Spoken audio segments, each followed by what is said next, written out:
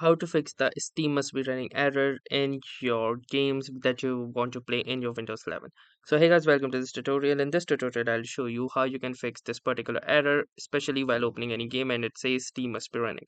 So the first thing that you can obviously try to do is open Steam, which you can do so by going to the settings and type in Steam.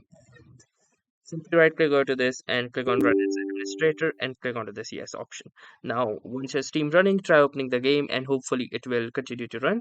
If not, you can simply go to the library and for that particular game on which you are having issues, simply right click over here and from here you can go to this Manage option, and from here you can also click onto this Browse Local Files and check if all of the files are in order or if you are missing any particular file.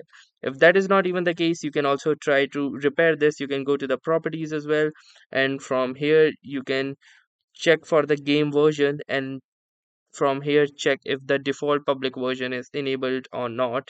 And apart from that, you can also check if there are any updates or not, or especially any bugs that are currently present.